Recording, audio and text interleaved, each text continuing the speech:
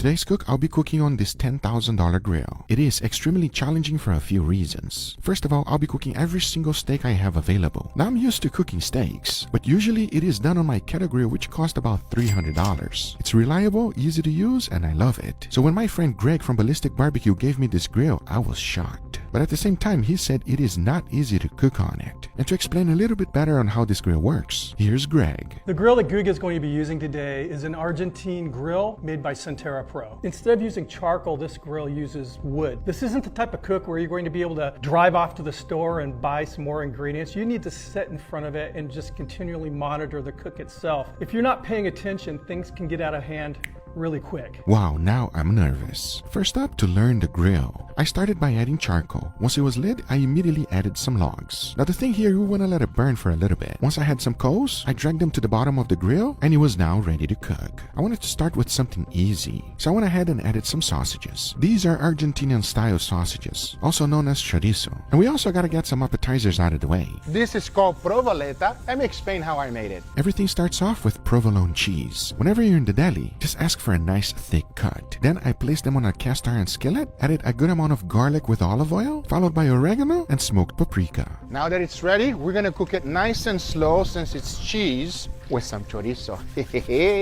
All we're looking for is for the cheese to melt. And on this grill, it took about 5 minutes. Next thing to do is to go ahead and take it off the skillet. Then you want to flip it around and immediately cut it up like a pizza. Now that is an easy and simple side dish to make. Talking about that, in 10 minutes, my sausages were ready. So I decided to make something that is called choripan. That is pretty simple. A good quality bread, sausage, and chimichurri sauce. These are always a party pleaser. And I'll tell you one thing, things are about to get a little bit complicated, as the next thing we're gonna cook is this, the queen of all meats, picanha. To get it seasoned, I kept it real simple. I only used salt and black pepper, nothing else. One of the most important things you gotta remember is to season it well. This is a thick cut of meat, and since it's gonna take a long time to cook, outside we go. The picanha is nice and ready. We're gonna put it on the grill. We wanna cook it slowly. So let's go ahead and prepare our next meat. And I'm talking about these, two beautiful Wagyu tomahawk steaks. And to season it, I kept it real simple. A good amount of salt followed by freshly ground black pepper. Now I wanted an additional flavor on this, so for that I used my barbecue rub. Now my steaks are ready. Again, we're gonna cook these nice and slow since it's very, very large. Now I don't want to direct heat. I'm gonna go ahead and raise it.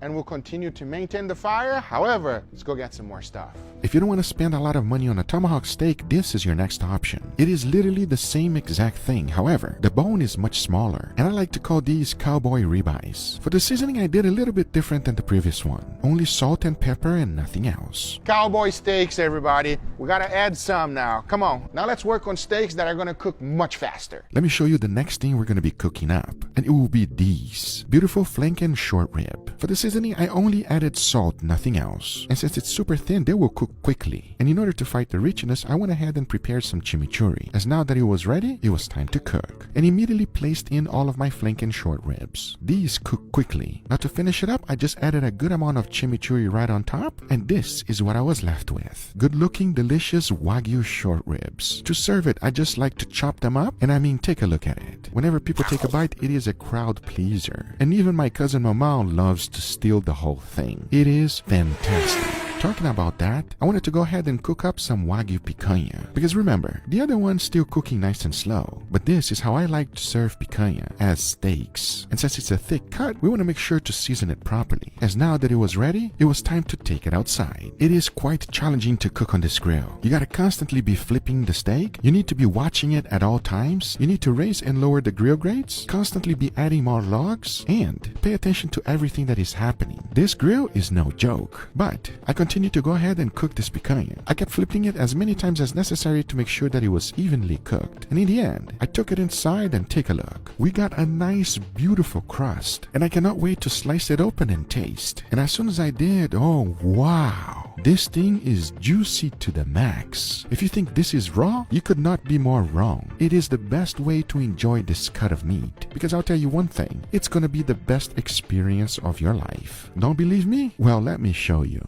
Delicious. Greg, what do you think? I came all the way from San Diego to try this.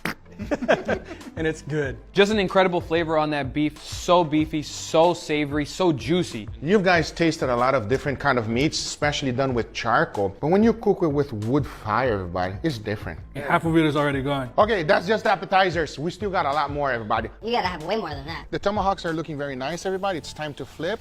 Oh, we're getting some nice, beautiful color on this thing. Gonna do the same thing with the ribeyes as well. And our picanha is coming along. Now here we have one of the most popular things that most people order on a steakhouse, filet mignon. And even though a lot of people says that it lacks in flavor, it makes it up with tenderness. To cook a filet mignon on this grill, it's gonna be challenging. That's because it's a super thick cut of meat. I kept the seasoning quite simple with salt, freshly ground black pepper, and garlic powder. As you can see, once I was done, it was perfectly seasoned, including the edges. So outside we went to cook it. I got the grill real hot and started to get the sear. Now since filet mignon is quite dry, I went ahead and combined some butter, garlic, and thyme together. This will allow me to baste it constantly and flipping the steak little by little. Once I was happy with the sear, I threw them in the cast iron skillet with the butter, moved them around, and just kept doing it until I reached the internal temperature I desired. And I mean, take a look at these steaks. I got a nice crust, it is slightly charred up, and at the same time, as soon as I sliced it open, that looked delicious. It is the perfect steak that will please anyone. Talking about that, there was one person that claimed it for himself. I mean, we cannot blame him, and it's Greg's son. He was enjoying this thing so much that he did not even want to share. I mean, if I was in his shoes, I would not do it either. Now, after about almost 2 hours, my tomahawk steaks were ready. Now you gotta remember, this is the first time I'm cooking on this grill, and I had a lot of success, but these tomahawk did not look as good as I wanted to, and that's because of one reason. I wasn't paying that much attention on them. I was focusing on cooking the smaller steaks, and if you don't pay attention on this grill, it will slap you in the face. I went ahead and started carving it, and as I did, take a look at the slices. It is not as even as I would like, so I wasn't sure if I messed it up or if it was going to be good. So outside we went to give it a try. Cheers, my mouth.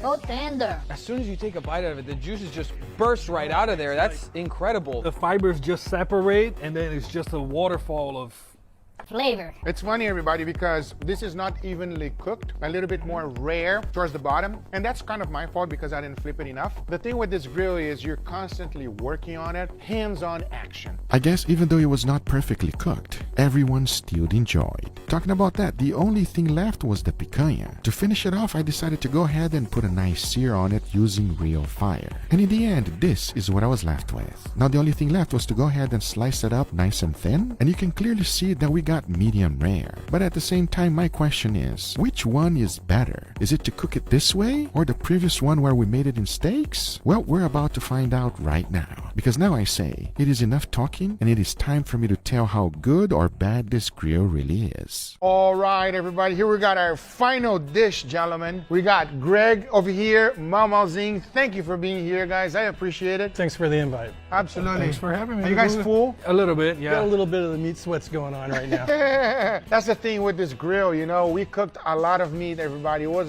very nice, an incredible experience. Thanks for actually bringing that over to me, Greg. I appreciate it. My pleasure, and I'm looking forward to seeing you put that thing to use. Absolutely. Got to see a lot of it today. I will say this, it's a lot of fun to cook with it. Yeah. But it's not fun until we try the queen. Are you guys ready for it? We've already had the king today. I know, we actually had a queen before, but this is another queen. Let's dig in. Also, thanks for the chimichurri, Greg. Oh, you're welcome. Impressive. Mama Zing, the people want to know where you've been, Mama. Been working.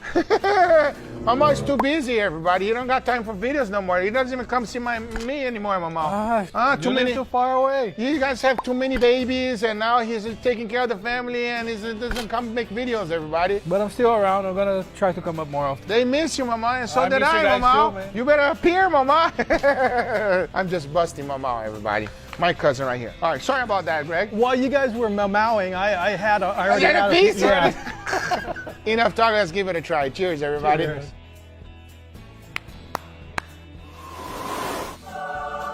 Picanha is delicious, but would you guys prefer more this method or the steak? I think I like the steak better. I agree. I'm in agreement. I love picanha, but you're right, you get the sear, that Maillard reaction, yeah. Yeah, when you cook it as a steak. Yes, and how should you cut it? Absolutely cut it with the grain first and then against the grain. But that chimichurri is delicious, Greg. Thank you. Is that you came out of you or you put combinations together? What was the idea behind this? I mean, when they think of chimichurri, they think of green chimichurri, but a lot of people don't realize that Argentina also has a red chimichurri. 100%, yeah. That just inspired me to start looking at all these different recipes, and I kind of took things I liked out of different recipes and merged them all into one. It is delicious, everybody. The recipe will be on the description down below. What do you guys think about today's experience? What did you think, Greg? It was amazing, and thank you for allowing my son to be part of it. Oh, yeah. He really liked that filet mignon, huh? Yeah, he's a filet killer. What do you think, Mamazing? And then you add Greg's chimichurri, and you're saying chimichurri, my mouth is already like waterfall. It's a waterfall of flavor.